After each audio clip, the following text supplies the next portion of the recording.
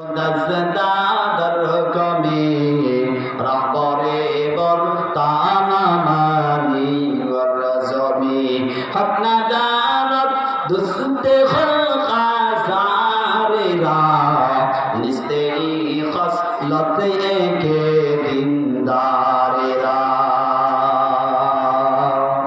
এ মুসলমান এলিমের এমন দান, এলিমের মাধ্যমে তার মান মর্যাদা বৃদ্ধি পায়। সম্পদ নাম সে রাসূলুল্লাহ সাল্লাল্লাহু আলাইহি ওয়াসাল্লামের জামানার একটি ঘটনা। রাসূলুল্লাহ সাল্লাল্লাহু আলাইহি ওয়াসাল্লামের জামানার একটি ঘটনা। হযরতে আলী কাররামাল্লাহু ওয়াজহাহু এর জামানায় একজন ব্যক্তি ইসলাম গ্রহণ করলেন। যে ইসলাম গ্রহণ করলেন সে ছিলেন অনেক ধনী, কিন্তু ইসলাম গ্রহণ করার পর সে কোনো সম্পদ নিয়ে আসতে পারেনি। পক্ষান্তরে যারা কাফেররা ছিল, কাফেররা বলতেছে দেখো ওই ব্যক্তি ইসলাম গ্রহণ করার কারণে তার সকল ধন সম্পদ রেখে চলে যাচ্ছে। তিরস্কার করতেছে কাফেররা। কি করতেছে? আরে কাফেররা তিরস্কার করতেছে তার কতগুলো সম্পদ ছিল, সকল সম্পদ গুলো কি করলেন? রেখে চলে গেলেন। এটা মনে করে হযরতে আলী কাররামাল্লাহু ওয়াজহাহু তিনি বলেন, ওই কাফেরদেরকে শোনাচ্ছেন, রাজিনা কিসমাতাল জাব্বারি ফিনা লানা ইলমুন ওয়ালিল আদাই মালু ফাইনাল মালা ইয়াফনি আন করিবিন ওয়া ইন্নাল ইলমা ইয়াবকা লা ইয়াজালু। আলী কাররামাল্লাহু ওয়াজহাহু কাফেরদেরকে বলতেছেন, হে কাফেরগণ তোমরা শোনো, আমার আল্লাহ তাআলা যেভাবে বন্টন করে দিয়েছেন আমরা সেটার উপরে সন্তুষ্ট। লানা ইলমুন, আলী বলতেছেন আমাদেরকে আল্লাহ তাআলা সম্পদ ইলম দান করেছে, কোরআনের জ্ঞান দান করেছেন, হাদিসের জ্ঞান দান করেছে। আর লানা ইলমুন ওয়ালিল আ'দাই মালুন, আর শত্রুদেরকে দিয়েছেন সম্পদ। ফাইনাল মালা ইয়াফনি আন করিবিন, আলী কাররামাল্লাহু ওয়াজহাহু বলে এই যে সম্পদটা আছে এই সম্পদ আজ আছে কাল থাকবে না। থাকবে না। লানা ইলমুন ওয়ালিল আ'দাই মালু ফাইনাল মালা ইয়াফনি আন করিবিন ওয়া ইন্নাল ইলমা ইয়াবকা লা ইয়াজালু।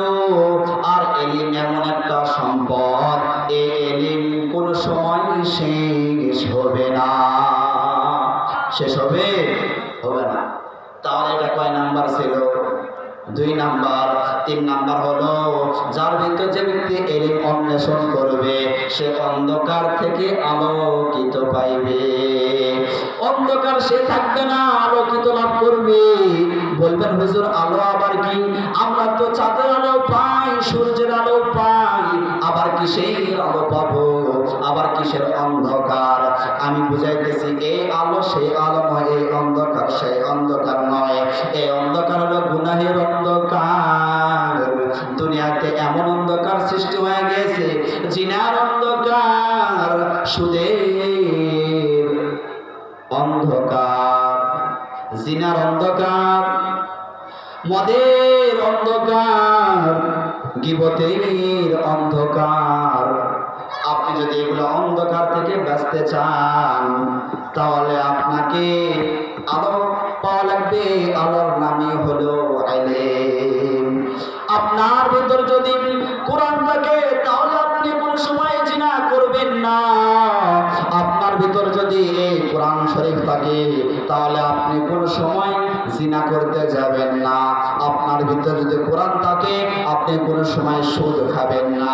আপনার ভিতর যদি কোরআন থাকে আপনি কোন সময় গীবত করতে যাবেন না। আপনার ভিতর যদি কোরআন থাকে তাহলে আপনি কোন সময় খারাপ কাজে লিপ্ত হবেন না। আপনার ভিতর যদি কোরআন থাকে তাহলে আপনি গুনাহের কাজ থেকে বেঁচে থাকবে। ঠিক কি না? তাহলে এটা 3 নাম্বার। 4 নাম্বার হলো এমন একটা ইলম, এমন একটা জিনিস যে ইলমটা যতদিন যায় ততই তার দাম বাড়ে। ঠিক কিনা? এই মাদ্রাসার শিক্ষকের কথা আমি বলি, প্রথম যখন তিনি ঢুকছিলেন, চাকরির জন্য ঢুকছিলেন, তখন কিন্তু তাকে কেউ চিনতেন না, চিনতেন, অত সম্মানও করতেন না, করতেন কিন্তু না, শিক্ষক যতই দিন যায় ততই তার এলিম, ততই তার মান মর্যাদা বৃদ্ধি পায়, মানুষের সাথে ভালোবাসার সৃষ্টি হয়। উদাহরণস্বরূপ দেখেন, কোরআন এমন একটি জিনিস, এই কোরআন যার ভিতর থাকে আল্লাহ তাআলা তাকে দেশ ছড়িয়ে দেন, দেশে ছড়িয়ে দেন। আল্লাহ বলেন, হে বান্দা, তুই আমার প্রশংসা কর, তুই আমার গুণগান গা, আমি তোর গুণগান তোর বিশ্ববাসী গুণগান করবে। তাহলে যার ভিতর কোরআন থাকবে আল্লাহ তাআলা তাকে দুনিয়াতে ছড়িয়ে দিবেন, ঠিক কিনা? উদাহরণস্বরূপ এরকম আলিয়া মাদ্রাসায় পড়াশোনা করে কিন্তু দেলোয়ার হোসেন সাইদি হয়েছিলেন, আজহারি কিন্তু এই মাদ্রাসা পড়ে আজহারি হয়েছেন, ঠিক কিনা? হাসিবুর রহমান আসতে যে কবির বিন সামাদ আসতেছেন, এরকম মাদ্রাসায় পড়ে কিন্তু এরকম বক্তা হয়েছেন, ঠিক কিনা? তাহলে এই কবির বিন সামাদকে, মিজানুর রহমান আজহারিকে, দেলোয়ার হোসেন সাইদিকে, হাসিবুর রহমানকে কেন চিনে বলেন তো? রাজাকার, তাই না? না, একটাই কারণ, সেটা হলো কোরআন, ঠিক কিনা?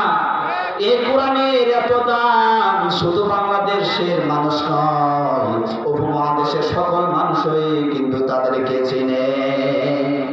তাহলে আমাদের সন্তানদেরকে কোরআন শিক্ষা শিক্ষিত করা লাগবে, লাগবে না? অবশ্যই লাগবে। আমাদের সন্তানদেরকে অবশ্যই মাদ্রাসায় পড়াবো, পারবো তো? তাহলে এটা এলিম সম্পর্কে চলে যাব। এখন আলিমের মর্যাদা সম্পর্কে আলোচনা করবো। আলিম, এই মাদ্রাসায় কিন্তু আলিমও এলিম, তলবে এলিমও আছে, আলিমও আছে। এখন আলিম সম্পর্কে আলোচনা করবো। আমি আয়াত তেলাওয়াত করেছিলাম সূরা হুজুরাত থেকে। রব্বুল আলামিন বলেন, ইন্নাল্লাযীনা ইউনাদুনাকা মিন ওয়ারাইল হুজুরাতি আকসারুহুম লা ইয়াকিলুন। রব্বুল আলামিন বলেন, নিশ্চয় যারা, হে রাসূল, নিশ্চয় যারা আপনাকে আপনার ঘরের বাইরে থেকে ডাকবে তারা কিন্তু আকলবাদ নয়। এটা কে বলতেছে? আল্লাহ তাআলা রাসূলকে বলতেছে, হে রাসূল, আপনাকে যে ঘরের বাইরে থেকে ডাকবে সে কিন্তু আকলমান নয়, সে বেকুব, সে অজ্ঞ, সে মূর্খ।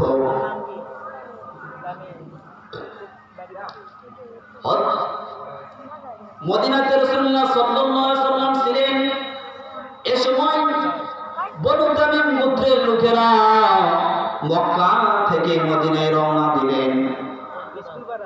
মদিনাতে আসার পর রাসূলুল্লাহ সাল্লাল্লাহু আলাইহি ওয়াসাল্লাম বাড়িতে আসার পর এরকম ডাকতেছেন, উখরুজ মুহাম্মদ, ইয়া মুহাম্মদ, হে মুহাম্মদ, আপনি ঘর থেকে বের হন।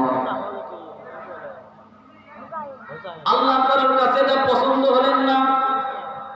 আল্লাহ তাআলা সঙ্গে সঙ্গে আয়াত নাযিল করে বললেন, হে রাসূল, আপনাকে যারা ঘরের বাইরে থেকে ডাকবে সে কিন্তু আকলমান নয়, সে অজ্ঞ, মূর্খ।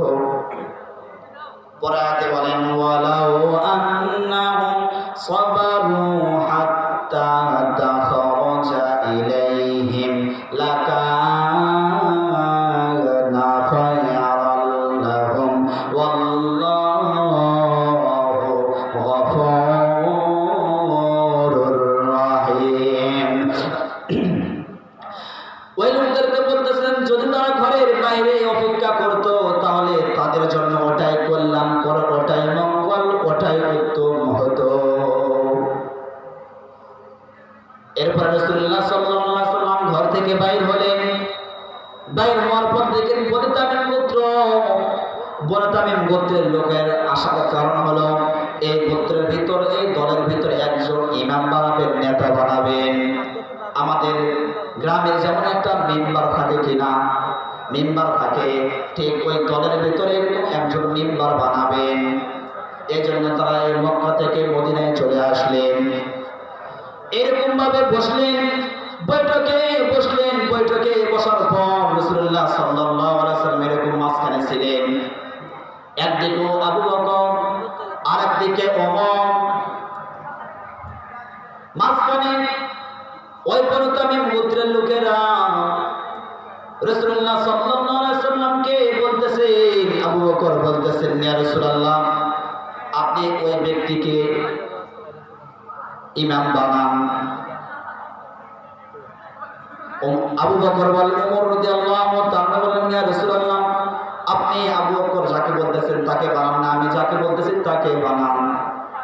বলেন তো দুইজন ব্যক্তির দুই কথা হয়ে গেল না? দুইজনে কিন্তু খলিফা। রাসূলুল্লাহ সাল্লাল্লাহু আলাইহি ওয়াসাল্লাম এর সামনে বলতেছে, ইয়া রাসূলুল্লাহ, আপনি ওই ব্যক্তিকে বানান। ওমর বলতেছেন, ইয়া রাসূলুল্লাহ, আমি যাকে বলতেছি তাকে বানান। উভয়ের ভিতর, আবু বকর এবং ওমরের ভিতর কথা একটু উচ্চস্বর হয়ে গেল। রাসূলের সামনে, কার সামনে? রাসূলের সামনে কথা উচ্চস্বর হয়ে গেল। তাহলে আল্লাহ তাআলা আবার সঙ্গে সঙ্গে আয়াত নাযিল করে বললেন, ইয়া আইয়ুহাল্লাযীনা আমানু লা তারফাউ আসওয়াতাকুম ফাওকা সাওতিন নাবিয়্যি ওয়া লা তাজহারু লাহু বিল কওলি কাজাহারি বা'দিকুম লিবা'দিন আন তাহবাতা আমালুকুম ওয়া আনতুম লা তাশউরুন।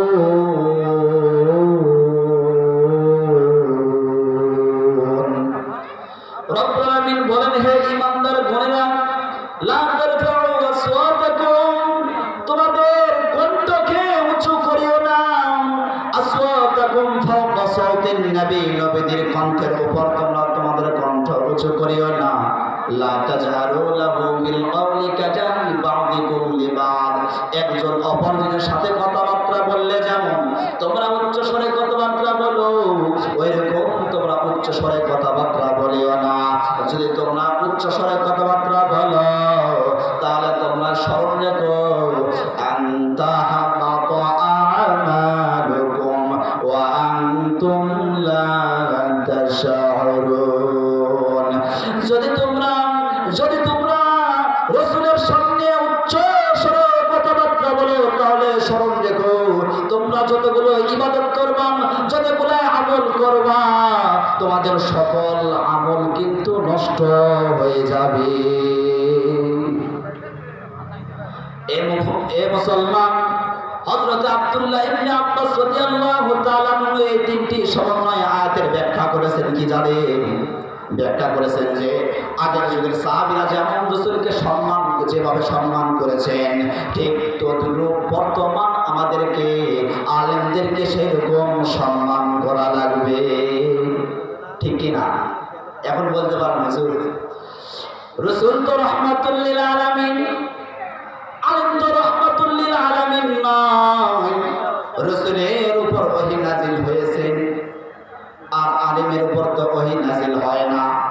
তাহলে আমরা রাসূলের ন্যায় আলেমদেরকে কেন ভালোবাসবো? প্রশ্ন হতে পারে কিনা? এর উত্তরও আছে, শোনেন। এই উত্তরটা রাসূলই বলে গিয়েছেন। রাসূলুল্লাহ সাল্লাল্লাহু আলাইহি সাল্লাম বলেন, ইন্নাল উলামা ওয়ারাসাতুল আমবিয়া ওয়া ইন্নাল আমবিয়া লাম ইওয়ারিসু দীনারাও ওয়ালা দিরহামা। রাসূলুল্লাহ সাল্লাল্লাহু আলাইহি সাল্লাম বলেন, নিশ্চয় উলামায়ে কেরাম হলো নবীর ওয়ারিস। নবীর ওয়ারিস। এটা কিসের ওয়ারিস? 10 বিঘা জমির কি ওয়ারিস? 1000 টাকা রেখে গেছেন, এই টাকার কি ওয়ারিস? এটা কিসের ওয়ারিস জানেন? লা দিরহাম, লা দিনার, কোন দিরহাম, লা দিনারের কোন ওয়ারিস নাই। এই ওয়ারিস হলো ইলমের ওয়ারিস। তাহলে এক নাম্বার আমরা খুঁজে পাইলাম, উলামায়ে কেরাম হলো নবীর ওয়ারিস। নবীর ওয়ারিসদেরকে আমাদেরকে অবশ্যই সম্মান করা লাগবে, ঠিক কিনা? 2 নাম্বার হলো, দুনিয়াতে রাসূল যা করে গিয়েছেন, বর্তমান নবী রাসূল কিন্তু সেগুলো করে যাচ্ছে, না ওলামায়ে কেরাম কিন্তু সেগুলো করে যাচ্ছেন। বলতে পারেন কিভাবে? আমি বলি। হযরতে ইব্রাহিম আলাইহিস সালাম দুনিয়াতে রাসূল আসবেন, দুনিয়াতে আসিয়া কি কি কাজ করবেন, এই কাজ সম্পর্কে আল্লাহ তাআলার নিকটে হযরতে ইব্রাহিম আলাইহিস সালাম দোয়া করেছিলেন। কি দোয়া করেছিলেন দেখেন, আল্লাহ রাব্বুল আলামিন বলেন, রব্বানা ওয়া বা'আস ফীহিম রাসূলাম মিনহুম ইয়াতলু আলাইহিম আয়াতিকা ওয়া ইউআল্লিমুহুমুল কিতাবা ওয়াল হিকমা ইন্নাকা আনতাল আজিজুল হাকীম। চিল্লা বলেন আল্লাহু আকবার। এ মুসলমান, রব্বুল আলামিন হযরত ইব্রাহিম আলাইহিস সালাম আল্লাহ তাআলার নিকটে দোয়া করতেছেন, আল্লাহ যে রাসূলটা আসবেন এই রাসূলটা আসিয়া দুনিয়াতে যেন আসিয়া চারটি কাজ করে। কয়টি কাজ? চারটি কাজ করে। এক নাম্বার হলো রব্বানা ওয়া বা'আস ফীহিম রাসূলাম মিনহুম ইয়াতলু আলাইহিম। এক নাম্বার হলো কোরআন তেলাওয়াত করবে, ইয়াতলু আলাইহিম আয়াতিকা ওয়া ইউআল্লিমুহুমুল কিতাব। দুই নাম্বার হলো কিতাব শিক্ষা দিবে। তিন নাম্বার হলো হিকমত শিক্ষা দিবে। চার নাম্বার হলো ওয়াইজাক্কিহিম। চার নাম্বার হলো যারা নাপাকি থাকবে তাদেরকে পবিত্রতা করবে। চিল্লা বলেন না সুবহানাল্লাহ। তাহলে একটু চিন্তা করে দেখেন, রাসূলুল্লাহ সাল্লাল্লাহু আলাইহি ওয়াসাল্লামের জামানার পূর্বে আরো কিন্তু রাসূল বা আরো কিন্তু নবী রাসূল আসছিলেন। কি বলেন? নূহ নবী আসেন, আদম নবী আসেন। তবে মনে রাখবেন, যে উম্মত আসেন সে উম্মতের জন্য একটা নবীও পাঠিয়ে দিয়েছেন। নূহ নবী আসেন, নূহ নবীর পর, নূহ নবী আসার পর